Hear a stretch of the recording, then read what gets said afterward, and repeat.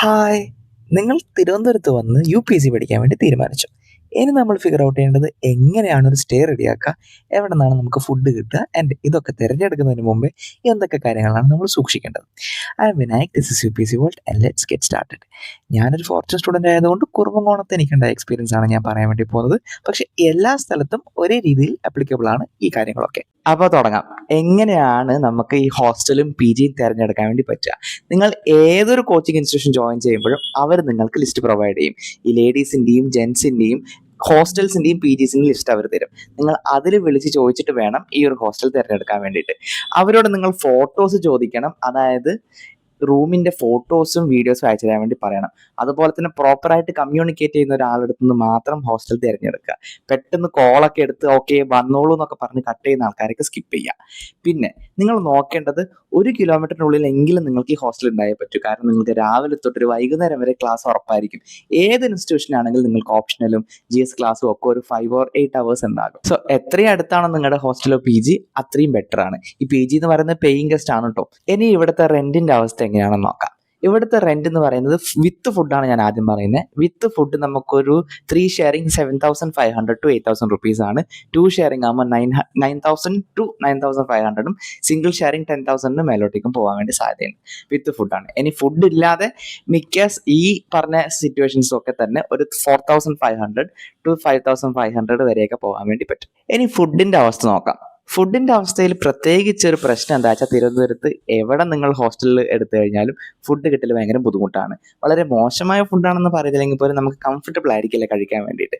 നമ്മൾ കഴിച്ചു വന്ന രീതി ആയിരിക്കില്ല. അപ്പോൾ ഇത് നല്ലൊരു ഫുഡാണോ അല്ലയോ നമുക്ക് തിരഞ്ഞെടുക്കാൻ വേണ്ടി വന്നു കഴിഞ്ഞാൽ മാത്രമേ പറ്റത്തുള്ളൂ. സോ ഇവിടെ വന്ന് നിങ്ങൾ റൂം അന്വേഷിക്കുന്ന സമയത്ത് അവിടെ ഓൾറെഡി ഹോസ്റ്റലിൽ നിൽക്കുന്ന ആൾക്കാരെ കാണുവാണെങ്കിൽ അവരോട് ചോദിക്കുക അവരെങ്ങനെയാണ് ഫുഡ് കഴിക്കുന്നത്, നല്ലതാണോ മോശമാണോ. ഓണർ ഇല്ലാത്ത സമയം നോക്കി സംസാരിക്കാൻ പറ്റുവാണെങ്കിൽ അങ്ങനെ, അല്ലെങ്കിൽ ഒരാളോട് സംസാരിച്ച് നോക്കാൻ വേണ്ടി പറ്റുമോ എന്ന് ചോദിച്ചിട്ട് വേണം നിങ്ങൾ എടുക്കാൻ വേണ്ടിയിട്ട്. ഇനി ഞാൻ നേരത്തെ വിത്തൗട്ട് ഫുഡ് റൂം കിട്ടുമെന്ന് പറഞ്ഞല്ലോ. അപ്പോൾ ഈ ഫുഡ് നമ്മൾ എവിടെ നിന്ന് റെഡിയാക്കും? അതിന് ഇവിടെ പല മെസ്സുകളുണ്ട്. ഇൻസ്റ്റിറ്റ്യൂഷന് ചുറ്റിപ്പറ്റി തന്നെ പല മെസ്സുകളും നമുക്ക് അവൈലബിൾ ആണ്. അതൊരു 130 to 140 rupees പെർ ഡേ ആണ്. അപ്പോൾ അത് വീക്കിലി ആയിട്ട് നമുക്ക് എൻറോൾ ചെയ്യാം, മന്ത്ലി ആയിട്ട് എൻറോൾ ചെയ്യാൻ വേണ്ടി പറ്റും. അപ്പം ഈ റൂം വേറെ എടുത്തിട്ട് ഫുഡ് വേറെ എടുക്കുമ്പോൾ നമുക്ക് ഓരോ ആഴ്ചയും ട്രൈ ചെയ്ത് നോക്കാം നല്ല ഫുഡാണോ, അല്ലെങ്കിൽ നമുക്ക് അടുത്ത മെസ്സിലേക്ക് പോകാം. അതിലൊരു കുഴപ്പമില്ല. എൻ്റെ രാവിലെ തൊട്ട് രാത്രി വരെ നിങ്ങൾ ഇൻസ്റ്റിറ്റ്യൂഷനിലൊക്കെയാണ് ചിലവഴിക്കുന്നതെങ്കിൽ നിങ്ങൾക്ക് ഉച്ചക്കത്തെ ഫുഡും രാത്രിത്തെ ഫുഡൊക്കെ ഇൻസ്റ്റിറ്റ്യൂഷനിൽ കൊണ്ടെത്തിച്ച് തരും. ഈ മിക്ക മെസ്സുകാരും കൊണ്ടെത്തിച്ച് തരാറുണ്ട്, അല്ലെങ്കിൽ ഹോസ്റ്റലുകാരും കൊണ്ടെത്തിച്ച് തരാറുണ്ട്. ഇനിയിപ്പോൾ ഹോസ്റ്റലിൽ ചില സ്ഥലങ്ങളിൽ രാവിലെ തന്നെ ലഞ്ചും ബ്രേക്ക്ഫാസ്റ്റും ഒക്കെ റെഡി ആയിരിക്കും. അപ്പോൾ അങ്ങനെയാണെങ്കിൽ നിങ്ങൾക്ക് അത് ഇഷ്ടമല്ലെങ്കിൽ നിങ്ങൾക്ക് മെസ്സേജ് ചൂസ് ചെയ്യുന്നതായിരിക്കും ബെറ്റർ. ഇനി ഫുഡിന്റെ വേറൊരു കാര്യം, നമുക്ക് പലർക്കും ഒരു കംഫർട്ടബിൾ ആയ ഒരു സാധനം ഉച്ചക്കും രാത്രിയും ചോറ് കഴിച്ചിട്ടായിരിക്കും. പക്ഷെ ഇവിടെ ഉച്ചക്ക് മാത്രമേ ചോറ് കിട്ടത്തുള്ളൂ. രാത്രി നമുക്ക് ബ്രേക്ക്ഫാസ്റ്റ് കിട്ടുന്ന പോലത്തെ പുട്ടോ ദോശയോ അല്ലെങ്കിൽ ചപ്പാത്തിയോ ഒക്കെ ആയിരിക്കും കേട്ടോ. പിന്നെ നിങ്ങളൊരു മെസ്സോ ഹോസ്റ്റലിൽ ഫുഡ് എടുക്കുമ്പോഴും നിങ്ങൾ നോക്കുക നിങ്ങൾക്ക് അത്യാവശ്യം നോൺ വെജ് കിട്ടണം. കാരണം നമ്മൾ ഈ പറഞ്ഞ പ്രൈസിൽ നിങ്ങൾക്കൊരു 4 days എങ്കിലും ഈ മീന് മുട്ട ചിക്കൻ ആഴ്ചയിൽ 1-2 പ്രാവശ്യമൊക്കെ ഉണ്ടാവത്തുള്ളൂ. പക്ഷെ ബാക്കി മീനും മുട്ടയൊക്കെ എന്തായാലും കിട്ടിയേ പറ്റത്തുള്ളൂ. ഈ ആഴ്ചയിൽ ഒരിക്കൽ മാത്രം ഒരു മീൻ അല്ലെങ്കിൽ ഒരു കോഴി എന്നൊക്കെ പറയുകയാണെങ്കിൽ അതും സ്കിപ്പ് ചെയ്യുക. കാരണം നമ്മൾ കൂടുതൽ പൈസ എന്തായാലും കൊടുക്കുന്നുണ്ട്. കമ്പാരേറ്റീവ്ലി ബെറ്റർ ഓപ്ഷൻസ് ഈ പ്രൈസ് റേഞ്ചിൽ നമുക്ക് കിട്ടും.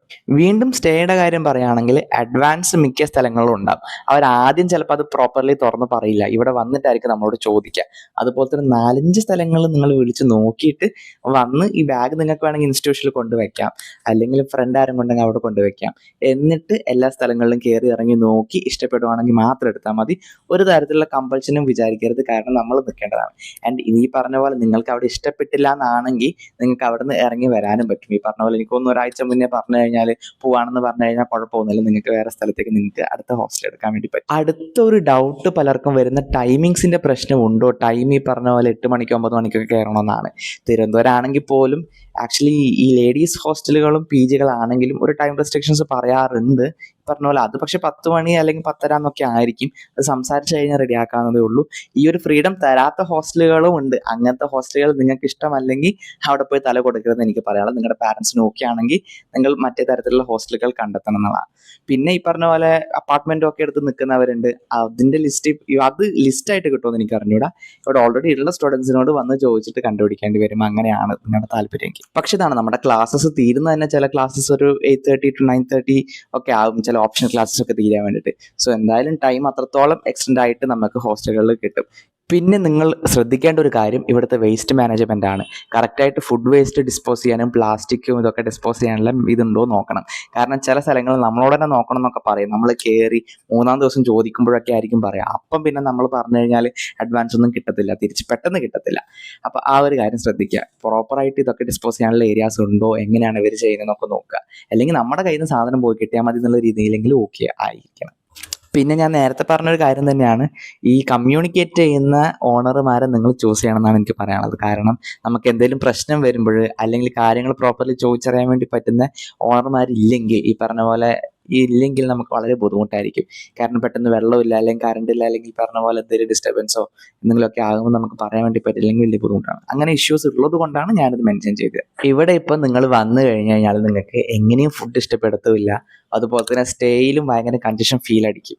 പക്ഷേ അത് ഇവിടുത്തെ എല്ലാ ആസ്പിറൻസിനും ഫീൽ ചെയ്യുന്ന സെയിം സാധനമാണ്. ഇവിടെ ആയിരിക്കും ഒരു സ്പെഷ്യൽ ട്രീറ്റ്മെൻറ്റോ സ്പെഷ്യൽ ഫുഡോ ഇതോ കിട്ടുന്നില്ല. വളരെ കഷ്ടപ്പെട്ടിട്ടാണ് ഒന്ന് കംഫർട്ടബിൾ ആയ രീതിയിലേക്ക് എത്തിപ്പെടുന്നത്. പിന്നെ ഒരു 4 or 5 months കഴിയുമ്പോൾ എല്ലാവരും ഒന്ന് അഡ്ജസ്റ്റ് ചെയ്ത് പോകുന്നതാണ് പതിവ്. അത് നിങ്ങൾ അഡ്ജസ്റ്റ് ചെയ്യണമെന്ന് പറയുന്നതല്ല, പക്ഷേ it takes a little time to എന്താ പറയുക, ഒന്ന് getting use to the environment and the people. കാരണം ആൾക്കാരും it's a whole different subject. Because നമ്മൾ വിചാരിക്കുന്ന പോലെ ആൾക്കാർ ഇൻറ്ററാക്ട് ചെയ്യണമെന്നില്ല, ഹെൽപ്ഫുൾ ആവണമെന്നില്ല. അപ്പോൾ നമ്മളിതൊക്കെ ഓൾറെഡി ഒന്ന് മെൻ്റലി പ്രിപ്പയർ ആയിട്ട് വരണം. ആൾക്കാർ മോശമായതുകൊണ്ടല്ല, പക്ഷേ lot of people are too busy to ഇതൊന്ന് തിരിഞ്ഞു നോക്കി, അല്ലെങ്കിൽ ഇങ്ങോട്ട് പോകണം അങ്ങോട്ട് പോകണം എന്നൊക്കെ പറഞ്ഞു തരാനൊക്കെ ഭയങ്കര ബിസി ആയിരിക്കും ആൾക്കാർ. ഐ തിങ്ക് ഇത്രയേ ഉള്ളൂ എനിക്ക് ഈ ഒരു സബ്ജക്റ്റിനെ കുറിച്ച് പറയാൻ വേണ്ടിയിട്ട്. ആൻഡ് ഇത് അത്രത്തോളം ഡിമാൻഡഡ് ആയിട്ടുള്ള ഒരു വീഡിയോ ആയതുകൊണ്ടാണ് ഞാൻ പറയുന്നത്. If you have any other doubts, ഈ പറഞ്ഞ പോലെ ചോദിക്കുക. എല്ലാ ഡൗട്ടുകളും എല്ലാ ടൈപ്പ് ഓഫ് ഇൻട്രാക്ഷൻസും ഈ കമന്റ് ബോക്സിൽ നമുക്ക് ചെയ്യാം. ഈ ടോപ്പിക്കിനോടുള്ള എല്ലാ ഡൗട്ടുകളും നമുക്ക് ഈ വീഡിയോ തന്നെ അങ്ങ് പറഞ്ഞു തരിക. പിന്നെ ഉണ്ടെങ്കിൽ ചോദിക്കാം കേട്ടോ. പക്ഷേ പറഞ്ഞ പോലെ മേജർ ആയിട്ടുള്ള കാര്യങ്ങളൊക്കെ കവർ ചെയ്തിട്ടുണ്ട്. Make sure you are comfortable, അത്രേ ഉള്ളൂ. ഈ പറഞ്ഞ പോലെ നിങ്ങൾ എവിടെ പോയി നിന്ന് കഴിഞ്ഞാലും നിങ്ങൾ എന്തെങ്കിലും ടൈപ്പ് ഓഫ് ഡിസ്റ്റർബൻസോ എന്തെങ്കിലും ടൈപ്പ് ഓഫ് അൺകംഫർട്ടബിൾ ആയിട്ടുള്ള ഫീലിംഗ് ഉണ്ടെങ്കിൽ അപ്പം തന്നെ അത് ഡീൽ ചെയ്യുക. കാരണം 2 ദിവസം കഴിഞ്ഞ് ശരിയാകും, ചിലപ്പോൾ 1 മാസം കഴിയുമ്പോൾ നമ്മൾ അഡ്ജസ്റ്റ് ചെയ്ത് പോകുമല്ലോ, ഓക്കെ ആകും എന്നൊക്കെ വിചാരിച്ചിരുന്നാൽ നമ്മുടെ പഠിത്തം ആ വഴിക്ക് പോകും. അതിപ്പോൾ ഫുഡ് ഇഷ്ടപ്പെടുന്നില്ല അല്ലെങ്കിൽ സ്റ്റൈൽ എന്തെങ്കിലും ഇതുണ്ടെങ്കിൽ ഈ പറഞ്ഞ പോലെ ആരാണോ റെസ്പോൺസിബിൾ അവരോട് പറയാം, ഏട്ടാ ഇതെനിക്ക് ഇഷ്ടപ്പെടുന്നില്ല, ചേച്ചി എനിക്കിത് ഇഷ്ടപ്പെടുന്നില്ല, ഇത് ഓക്കെ അല്ല, ഇത് മാറ്റി തരണം, അല്ലെങ്കിൽ ഞാൻ പോവാണ്, എനിക്കിത് മതിയായി എന്ന് പറയാൻ നിങ്ങൾ അടുത്തെടുക്കുക. അത് ഈ പറഞ്ഞ പോലെ വേറെ ആരും സഹായിക്കാനോ ഇതാക്കാനോ ഉണ്ടോ എന്ന് നോക്കിയിരിക്കാൻ വേണ്ടി പാടില്ല. കാരണം നമ്മുടെ കാര്യം നമ്മളെന്ന് നോക്കിയേ പറ്റൂ. അവർ ഓക്കെ ആക്കുമെന്ന് വിചാരിച്ചു കഴിഞ്ഞാൽ നമ്മൾ ഇരുന്നിടത്ത് ആയി പോകത്തുള്ളൂ. സോ അപ്പോൾ അത്രയേ ഉള്ളൂ. Start your preparation very soon and do not give up, stay strong and as always stay hydrated. Take care. Bye bye. See you in the next video.